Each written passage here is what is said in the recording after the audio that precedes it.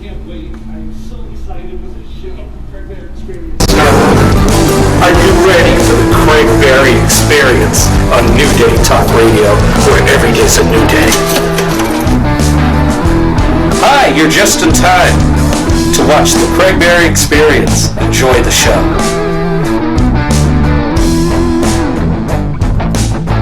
Well, hello everybody. Welcome to the Craig Berry Experience. I am your wonderful host, Craig Berry. Or maybe not so wonderful, I don't know. But I am your host, Craig Berry. Today we are honored to have Suzanne Kellner-Zinck, who is a hypnotist and a master mind, what is it called? Master neuro-linguistic practitioner. Oh, an NLP practitioner. Yes, well, welcome to the show, Suzanne. I am very excited to have you along. And tell us, what do you do? What exactly do you do with hypnosis? What I do with hypnosis is I work with my clients who are feeling very stuck in their past, generally speaking, and they have no understanding of how to get into their present so they can create the future the way they would like it. And the way that we do that is through the unconscious mind, because all hypnosis is going from the conscious, bypassing it, really, the critical faculty of the conscious mind, and going into the unconscious mind. But I take it a step further than most hypnotists, thanks to my training. Okay. Because, see, the unconscious mind is there for a reason. The reason it's there is to protect you, which turns into defense mechanisms, which don't always work so well for the people who have created these defense mechanisms, especially if they've outgrown their usefulness. So if you have a woman who maybe has issues with sexuality, for example, putting on a whole lot of weight because of something that happened to her when she was much younger, that's not really helping her so much now, for example. So what we want to do is we want to use the higher consciousness, which is really what we consider your superconscious, or as Carl Jung would call it, the collective unconscious. So we bring in the spirituality. With the spirituality and their divine, they can get their unconscious mind out of the way, and then we can help them create the lives that they would really like to have, full of happiness, joyfulness, and purposefulness, easily and as effortlessly as any way that I've ever been able to find in my 53 years on this planet to make things happen. 53? You look 23. Thank you so very much. Well, good genetics. Yeah, well, good genetics, and of course, spending time in Massachusetts helps, right? Or hurts. There are some good times. Whatever. All right, so folks, this is a really interesting topic. Please call in 213-984-1481. It'll be a really interesting topic for us. So, how long have you been doing hypnosis?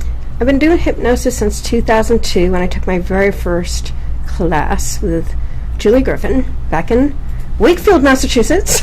I know where that is. I'm sure you do. Yeah. And I was hooked on it from the beginning because it's really an art and science of working with the person in their bringing out their magnificence. They have all their own answers, and it's about us really being able to pull that out and have them use it in a viable way.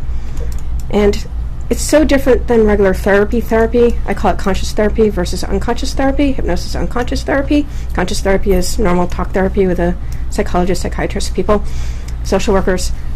Because a lot of times they're dealing with the pathologies, and I'm not working with the pathologies. Yeah, I have to help my clients handle their pathologies, but as a wonderful ex-drug addict that I worked with a few years ago explained to me, she said, it's one thing to get over your addiction. It's a whole other thing to know what to do with your life when you're not doing that anymore. So what do you need to do in order to move on with your life once you give up your addiction? Because addictions take up a lot of time and energy, like your life. It sucks your life out of. And it also has to do with maturity, because anyone who gets into addictions, they stop emotionally growing when that addiction takes over. So in her case, she was 54 when she came in to see me. So I had to help her mature from like 18 years old when the addiction started after surgery to 54 in terms of not allowing people to walk all over her and having her have her say in her life. These are boundary issues. So there's a lot involved in this when you consider it, and the work can be done so much quicker in the hypnotic mind, in the trance state. versus talk therapy. Because the other thing that happens in regular talk therapy is you're really reinvigorating the problem. I don't know if you've ever been to counseling services or whatever, but they constantly talk about the problems over and over again, and every session it's like, what would you like to talk about today? That does not happen when people work with me. What happens when you work with me is I do a detailed personal history, and I make a treatment plan, and that treatment plan has sections in it based on what you need done. And so there's always something to be done with each and every session that needs to get accomplished. And the people can bring in the things that come up as they come up. But there's a roadmap, in that roadmap space on their compelling future. That's why they want to get rid of their illness and focus on health and happiness and purposefulness. Otherwise, why get well? Because if you're sick, you can ignore the world or you can have people take care of you. That's very interesting, and the reason I say it's interesting and really caught my ear when you mentioned drug addiction. Unfortunately, my sister, who has since passed, had many years of drug addiction, and she would always have to say that she had to hit her rock bottom in order to get help. And as someone who's not addicted to anything with the exception maybe jelly beans. There you go. I never understood what rock bottom meant. To me, it always seemed like a cop-out. And she would go in and out of halfway houses and therapy and rehabs, whatever it may have been.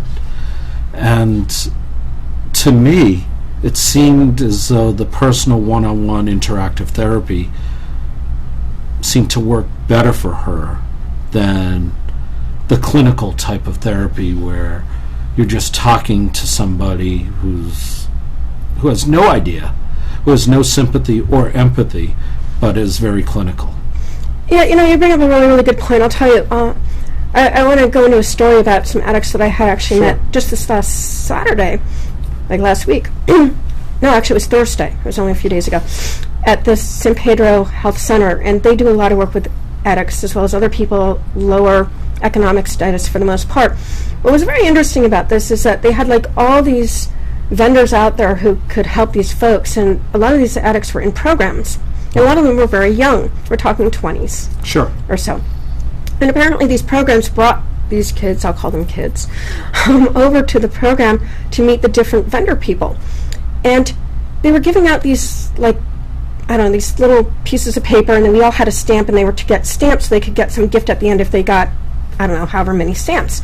Now, I did things a lot different than other people because, as a hypnotist, I realized that if I lose control of my session, I don't have a session. So my feeling was this, and I told this to everyone who came by, older or younger, didn't matter their age. This was like, in order for you to earn my stamp, you need to talk to me about what it is that I do.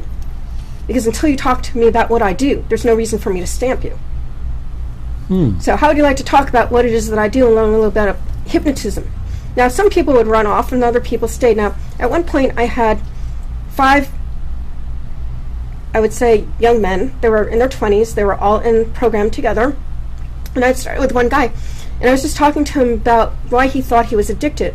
So these other guys came around, and they joined in the conversation. And what I wanted them to do was I wanted them to go under the behavior, because they would say at first, I'm doing it because it's fun. No, you're not doing it because it's fun. Go deeper down. Go underneath that. And I say, well, we do it because, it's the thing to do. I said, who says it's the thing to do? Going to jail and being in program is the thing to do. How's that work in your life? One of them says, not so well. I said, really, go underneath this.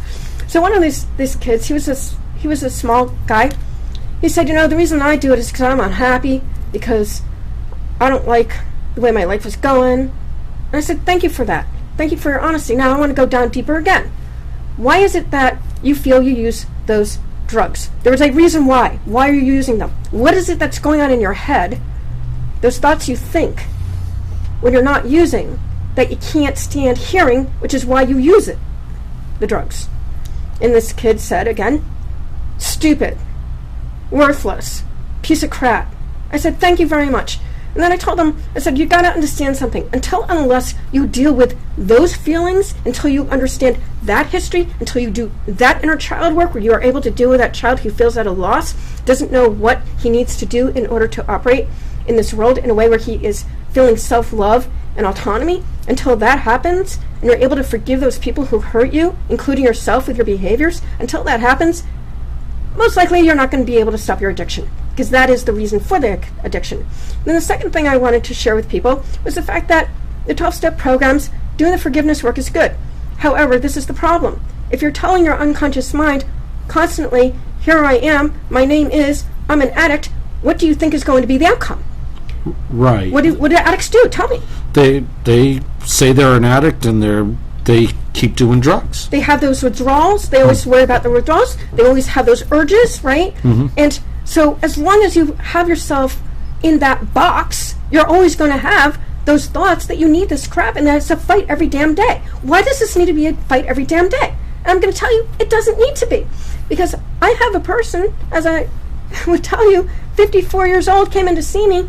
She had gotten involved in using Percocets as a result of a surgery when she was 18 years old. And she got drug addicted because the doctor said, if one doesn't work, take two. And she took as many as 8, and she was doing them every day for 15 years. Now, I didn't see her in the depths of that, but what I do want to say is when I did see her, it was as a result of the psychiatric social worker bringing some police in because she had the nerve to say that when she's depressed, sometimes she feels suicidal.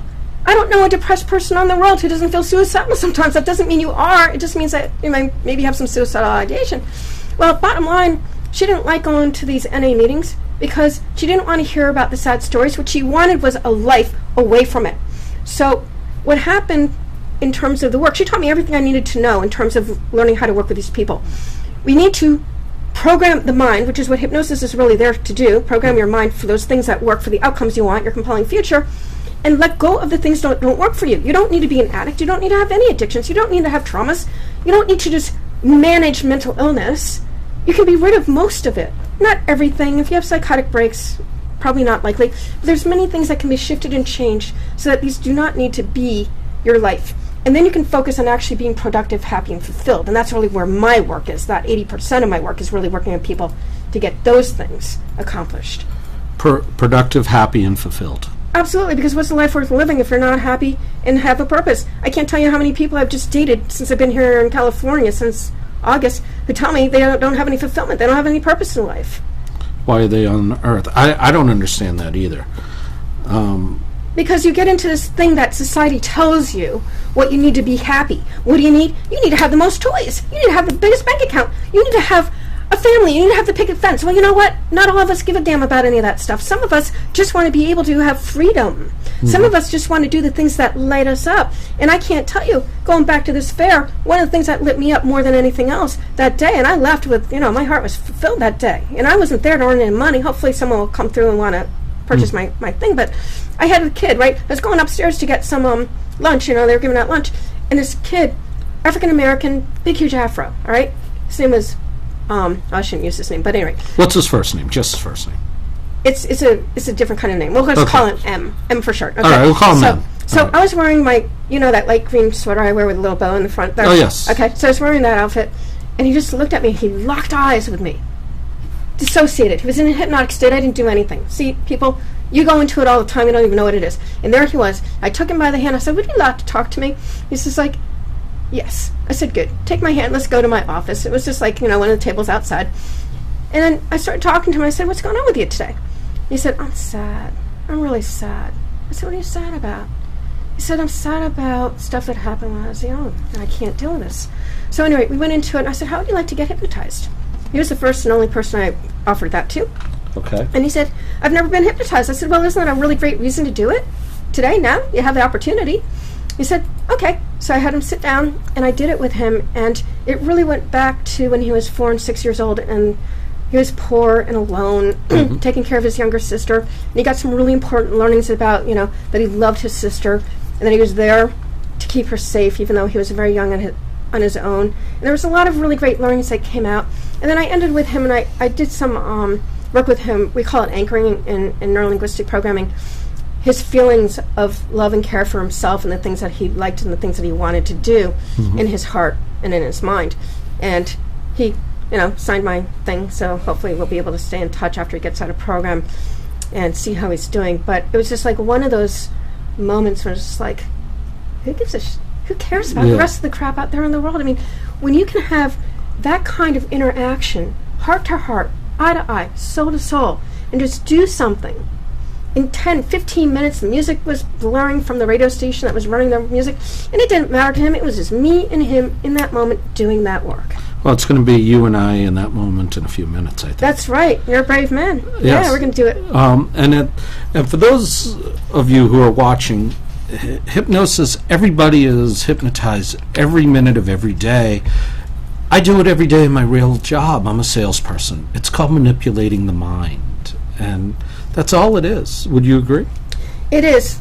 Although we don't like to use the word manipulation, what we're really doing is we're changing the perspective that a person has regarding how they are understanding things. Because a lot of times people understand things from their childhood when they can't reason, rationalize, or judge things. So if their mom comes home after a really bad day at work and tells the kid who's in a heightened emotional state because the mom is angry, "You're a pain in my butt, get out of my face, you're worthless." If you have a child who's very sensitive, that can go in and that can create the dynamics through their entire lives where they're going to do self-destructive things because they don't feel worthy of love.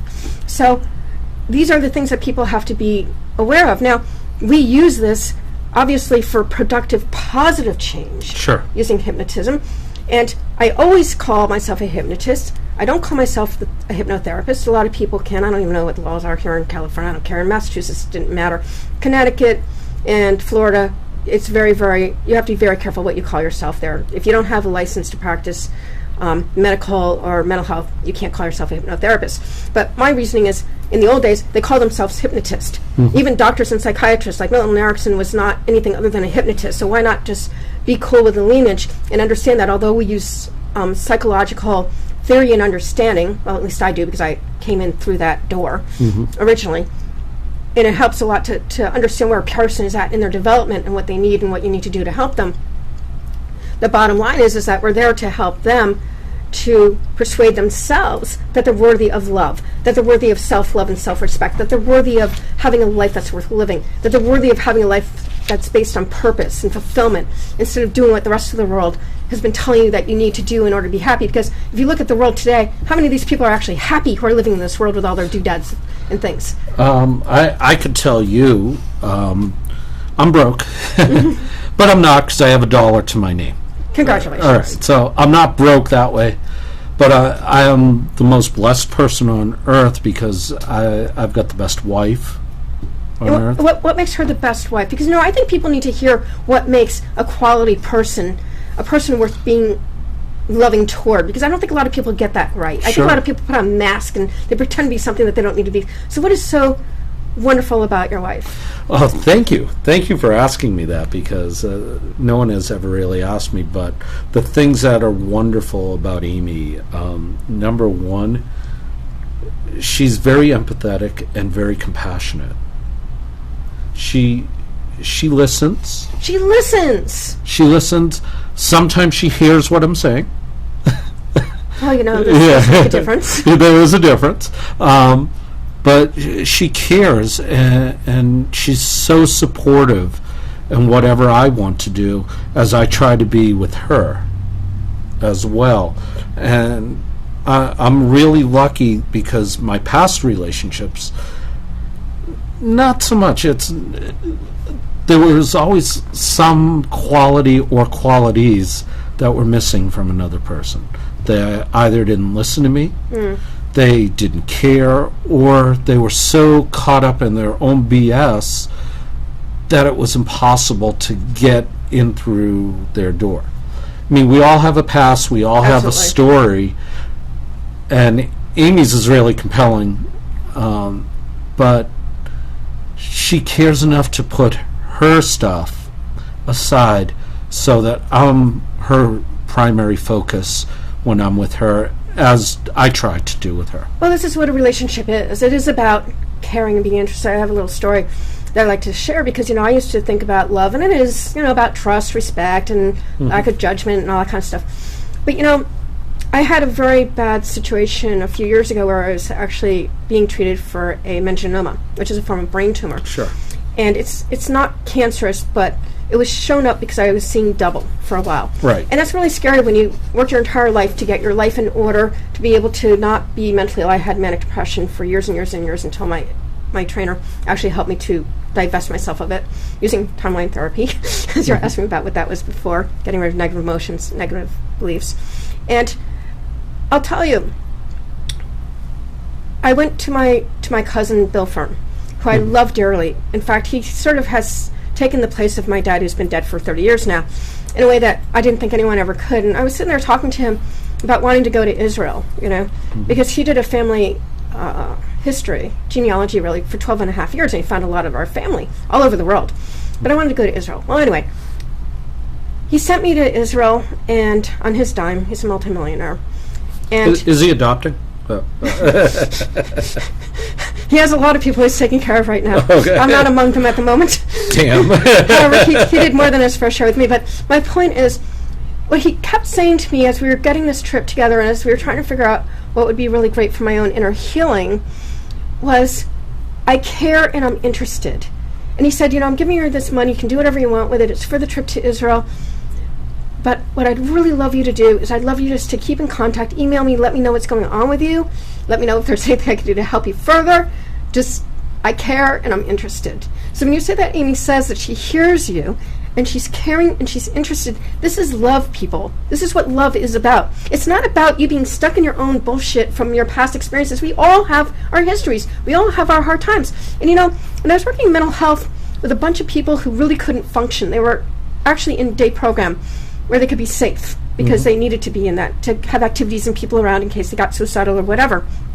And I learned there what mental health is. Mental health is when you are focused on things outside yourself. When it's not all about me, and everyone has to dance around me and my problems, otherwise I'm going to be pissed off at them. It's not about being a victim and feeling like you can't do any more than what you feel you can do. It's about saying, you know what?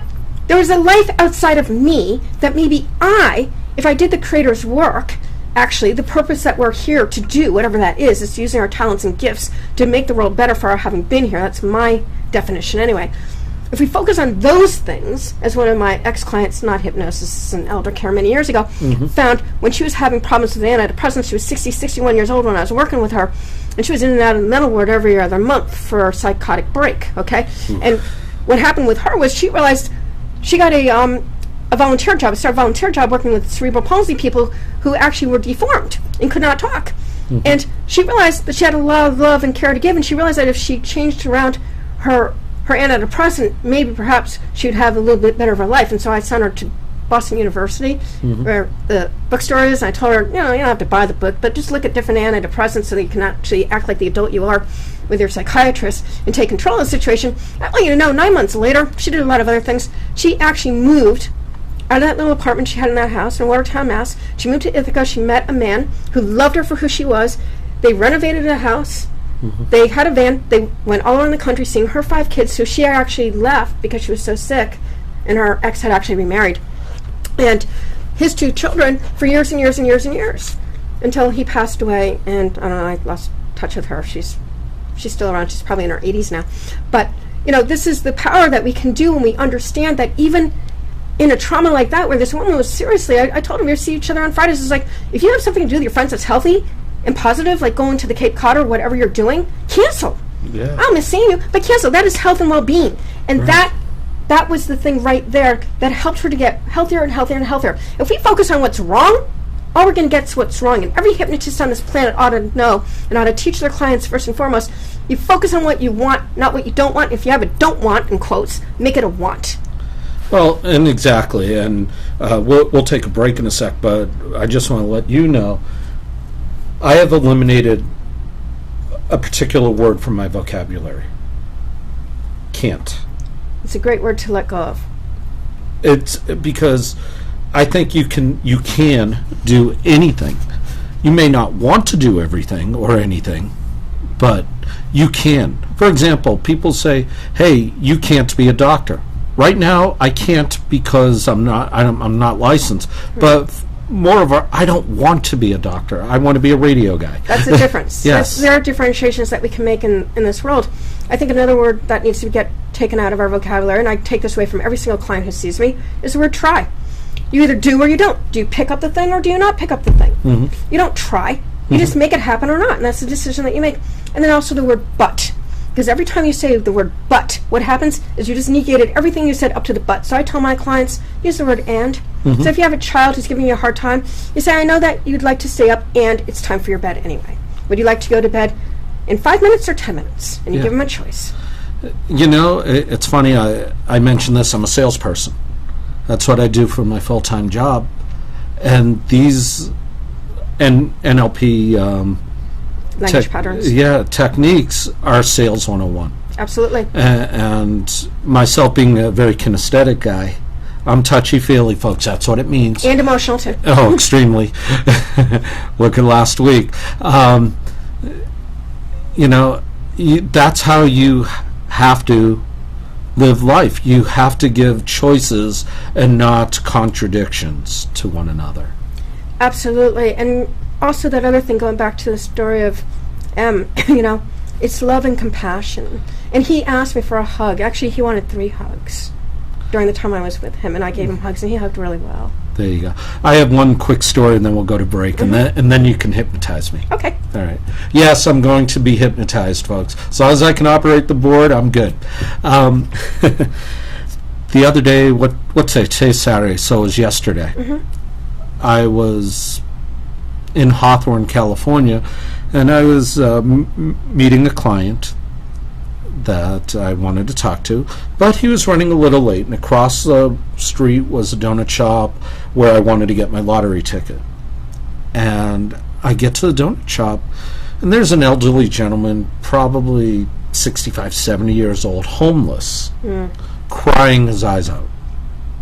Absolutely crying.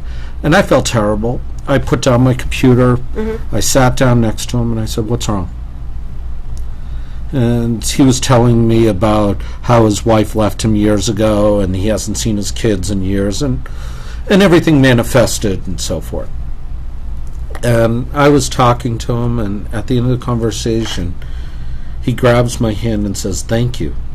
I said, "For what?" He says, "You're the first person in 20 years who listened to me, who didn't kick me aside, who just wanted to help." I said, "You know what, I'm going in next door.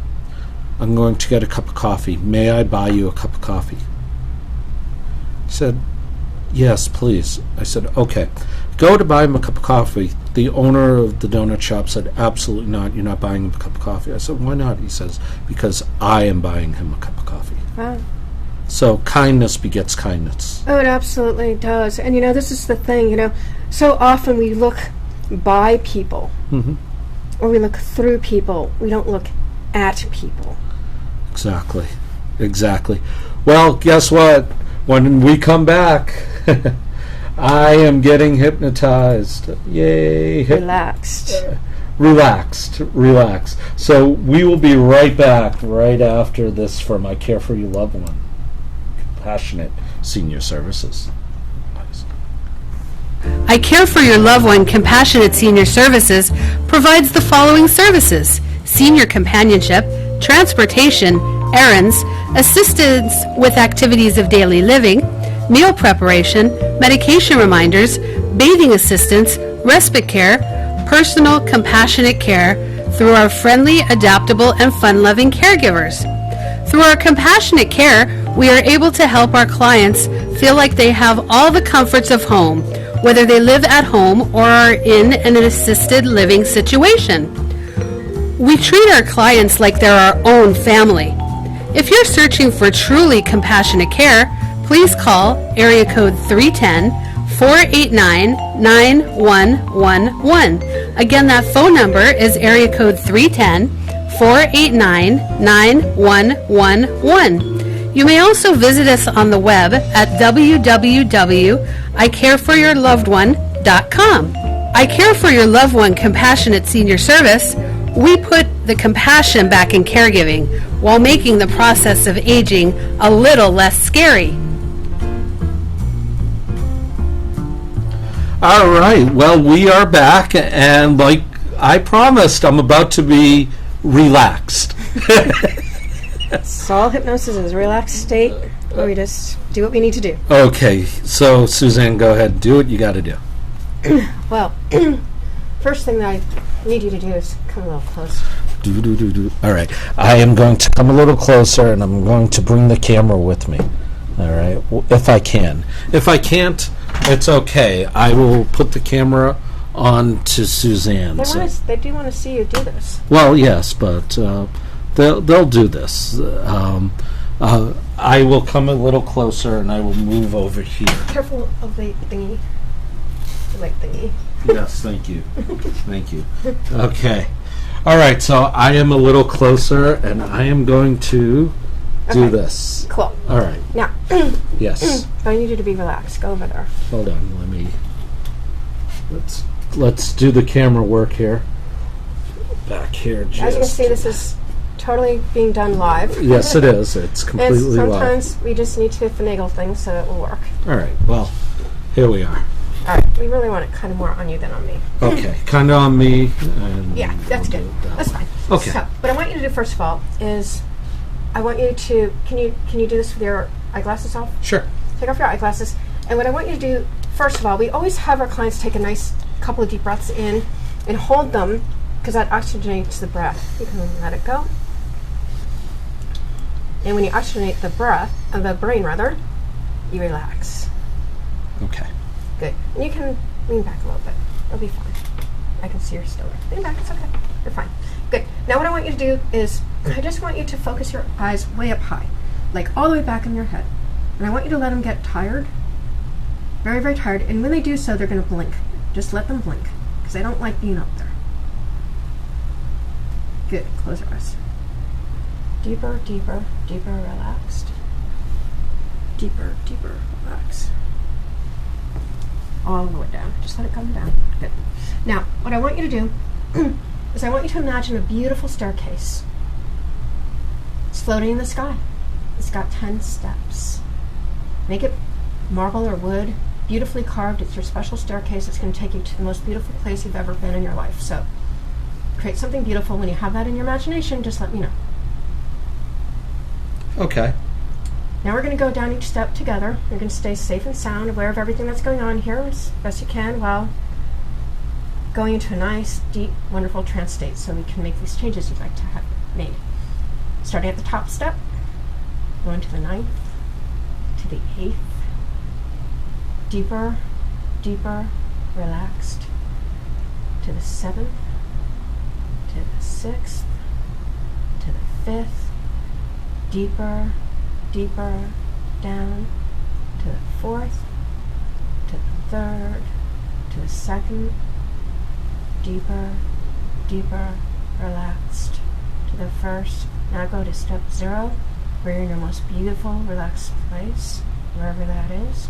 And I'd just like you to enjoy that for a few moments until I tell you to do otherwise.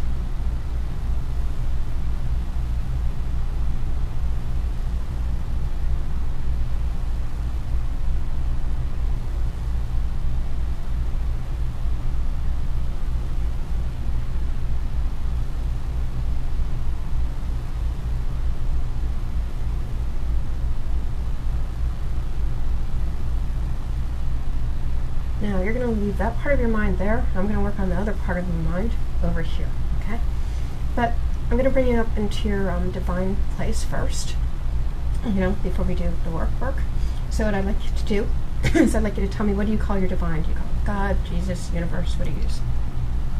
God to a certain extent. Does God work for you? If God works for you. If it doesn't work for you, Yeah, something else. to a certain extent. You want to use universe? Yeah, universe is probably better. Universe or the creator? No. Okay, the universe. Okay, great. We have to use something. Now notice that he changed the way that he looks, so we want to make something that works for the client, because if you go against the client, that doesn't work so well. So we're going to use the universe. So what I'd like you to do is I'd just like you to call on the universe, and you're just going to get some sensibility that the universe is there with you. So when you have that, just let me know. I'm there. Great. Now, we're going to count you up at the count of 10, you're going to be up there with the universe, okay? You're divine, which is going to help us to do this work a lot easier. So here we go. 1, 2, 3, 4, 5. Halfway there. 6, 7, 8, 9, 10. So now we're ready to do what we're here to do. So Barry, Yes. you've been having some hardships these last week or so. You had a bit of an accident, from what I understand. Yes, it was beginning of the month. So, why don't we first go to that accident? I'd like you to go to that accident. We're going to get a positive learning off this accident, okay? Okay. So, what I want you to do is I want you to go float above the event. So go back in time to that event, and you're just going to float above that event. You're going to look down on that event, and you're going to get something called a positive learning on this event. Positive learning means it needs to be stated in positive. So Okay. negativity is not allowed. All right? So when you have that positive learning or learnings, let me know what they are. I was stopped. Mm-hmm. I looked to the left. It was safe. No one was coming. Okay. I looked to the right. It wasn't safe, so I remained stopped. Then I looked to the left. Again, no one was coming. I looked to the right. It was one car, so I edged out. And I didn't see the other car when impact happened. Okay, so that's what happened, but I want you to go above that event, Mm-hmm. look down, and get me a positive learning. What did you learn positively off that event? Because there's some positive learnings there, so go get them, like right now. Well, one of the positive things that I could learn from that event, You are learning. or are learning, I should say, is that I probably need to even look further to the left to make sure no one's coming. Another positive thing was Amy and I were together, and we are okay. Excellent. Anything else?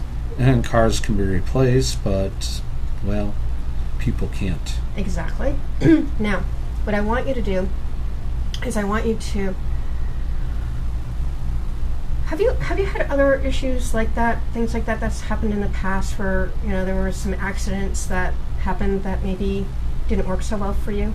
Not so much a car accident. Any kind of accidents? Yes. Have you had other accidents immediately before this particular accident? No, not physical accidents, but other emotional accidents. Okay. And something that you may not want to call an accident. Okay, so this is what I want you to do now, okay? I want to go back, all the way back to that very first one that happened, whenever that was, and that doesn't have to be a week ago, it could be whenever it was, Right. okay, in your time.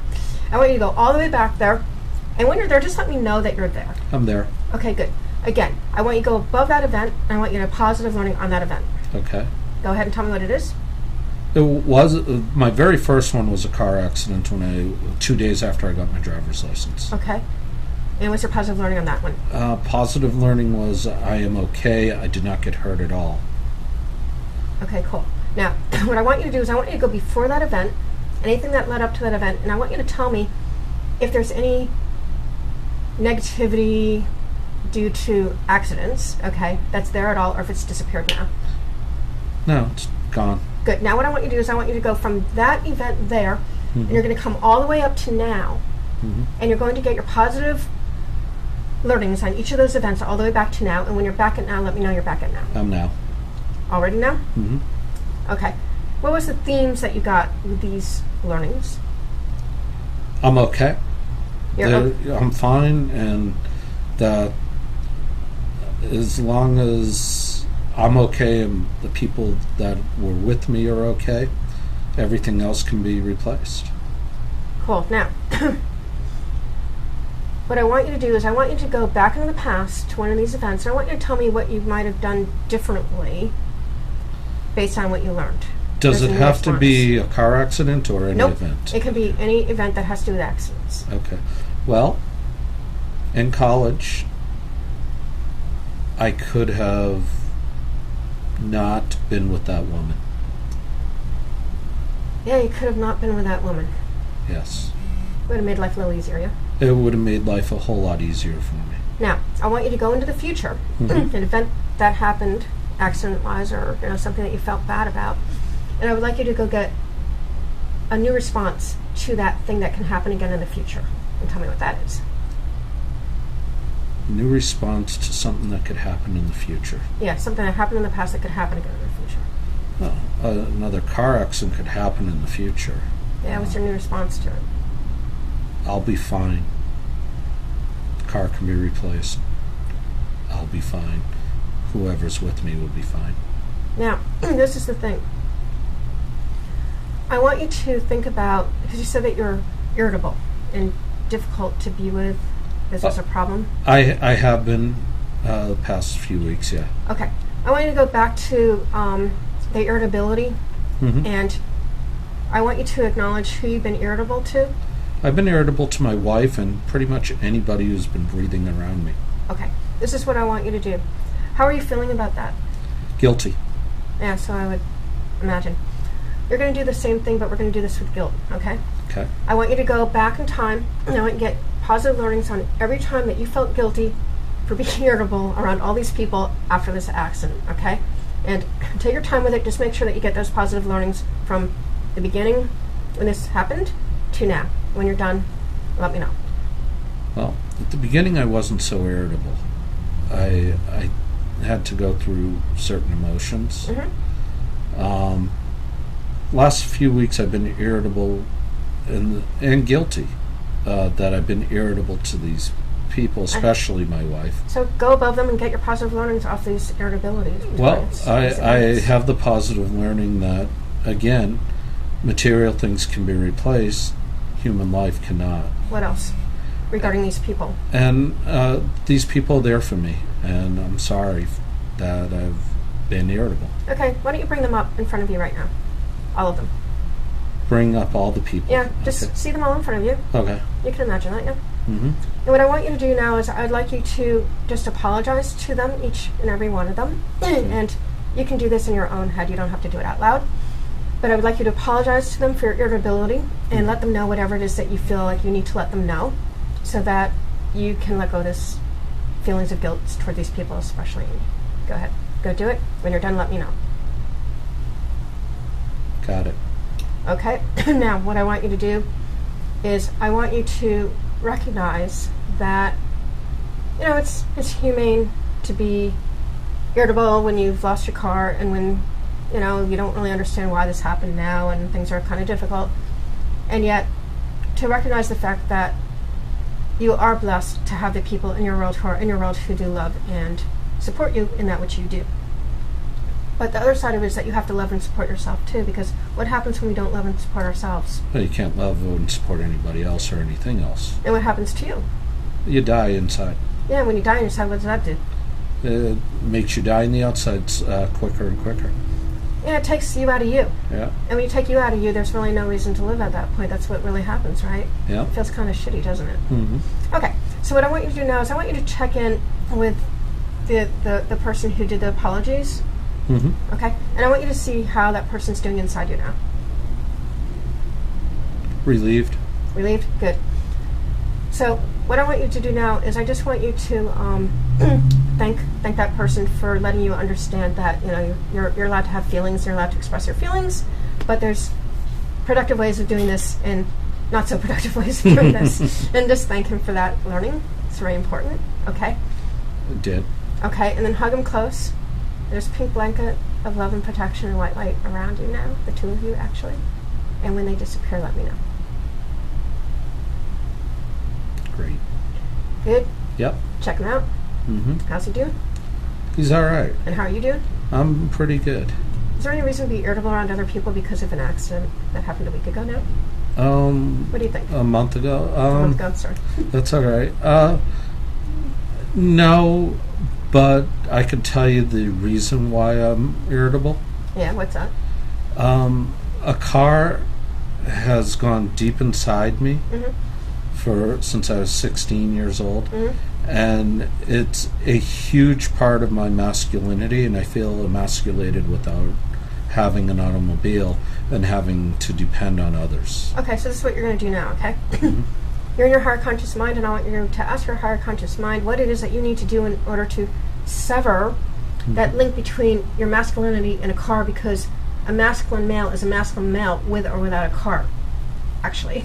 So that need not be a part of your masculinity unless you decide that that's the way you want to have it connected. But it's not working so well for you right now to have that connected, is it? No.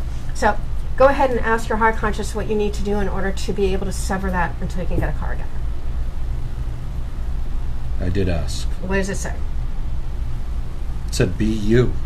Be you. Yeah. Do you understand what that means? Yeah, I do. Okay. I do. What does that mean? It means be the person I always am. I never put up a facade, and if you get irritable, you get irritable. If you get sad, you get sad. Happy, happy. If you feel like yelling, screaming, swearing, do it. Do whatever you got to do. But be true to yourself. Be true to yourself and be respectful of the people around you.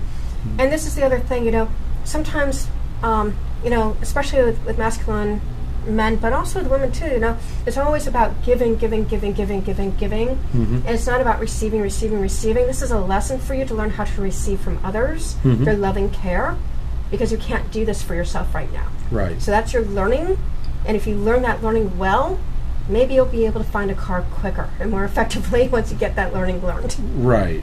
Exactly. And I think I will. I think I needed last week as my anger week. Like I mentioned, I did have, I had to go through all the emotions. That car meant a lot to me because I inherited that car from Amy's grandfather. And he in turn reminded me of my father. So I felt a sense of mourning. Well, it's good to mourn. Right. Right. And I felt a sense of detachment from both Amy's grandfather and my dad. Okay, so why don't you bring them in? Because their energy's around you all the time anyway, so why don't you bring them in and know that they're there with or without the car? Oh, they're there all the time. Okay, so it's not a matter of the car. The car represented a memory maybe, but you have them with you all the time. Right. And by putting yourself into trance state and going to your higher consciousness, you can always talk to them and be with them and get advice and have them hear you and be with them. So they're a part of who you are, actually. Exactly. There are two men I admire more than any other two men that I've ever met. So why don't you do this? Why don't you hug them close to you? All the things that they represent to you, hug them close and bring these things into you so that you can just lock those things in. Okay, so just do that. All right? And when they feel like they're totally there as a part of your being, just let me know. They're there. Great. Go ahead and lock that in. Great. Take a deep breath in. Exhale. So how are you doing? I'm good. I'm really good. Excellent. I didn't tell you to open your eyes yet, but that's okay. My eyes were starting to bother me. Your eyes are starting. Do you have No, you don't have contacts. No, I don't have contacts, and I have allergies. So can you tell the audience what it was like to be in trance state and doing all this stuff? And notice that we were talking back and forth. It wasn't just suggestive hypnosis I do. It's really, you have to work with a person to help them figure out what they need to do. So how did that feel for you? Really kind of felt neat, because I felt like I got more introspective than I've been. And what do you think about how quickly that worked? I don't know when we started, but take a look at your watch. Maybe when we started doing it. How long? How long was it? 10 minutes. And how long did it feel when you were in trance? 30 seconds. And that's the thing, trance states are like time distortion. They really are. When you're working on that computer, banging out your workload, and you feel like it's been like 30 minutes, and you look at your watch and it's been 3 hours. This is a hypnotic state, people. You're in and out of it. Every daydream is hypnotic state. You're in and out of. It really is, and I want to thank you for this. Right now, I feel really good. And that's the beautiful thing about hypnosis, because you're in a relaxed state. 10 minutes of hypnosis is like 3 hours of sleep, so you get a lot of sleep. My clients say, I'm so tired, I don't know. I'm like, if you're tired, this is where you need to be, because you'll get relaxed and you'll get all your energy back. Exactly. We are just about out of time. I can't believe it, but I want to mention a couple of things that you had mentioned to me before that you wanted to talk about. Number one, your website is www.dawningvisions.com, and one of these days I'll learn how to spell, so when I put it up here, it will be correct. So it's dawningvisions.com, and that's number one, and we'll put that website up there for people in just a second, and then you wanted to talk about sex addictions sex addicts that you work with. We'll give you another website, another link to a website in just a moment. So we'll do that. And there's dawningvisions.com. That's your website. That's the website. It's encyclopedic in information there about hypnosis, mental health, physical health. There's a whole lot of information on there over the years that website's been up and running. Right. And then, of course, over here, it's dawningvisions.com/Kellner-sex-addiction-clearing technique-training-client. Right. And what's that about? There's another one that goes with that. I'm going to be doing a training for licensed mental health workers who work with sex addicts in particular. And I'm not talking about people who have sexual hang-ups. I'm talking about true sex addicts that really can't control their sexual behavior, and they're not getting any fulfillment from these relationships because of damage that was really done to them when they were infants. Okay, Right. So they weren't able to normally attach to people. And finally, the phone number where people can reach you is 781-315-1719. Right. You can just call and I can answer any questions. And if you're interested in getting any work done, I do work through Skype as well.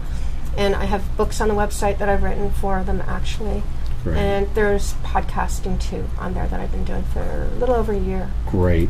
Well, I want to thank you, Suzanne, for being on our show. Thank you for enlightening me.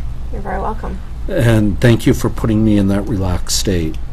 It was really interesting.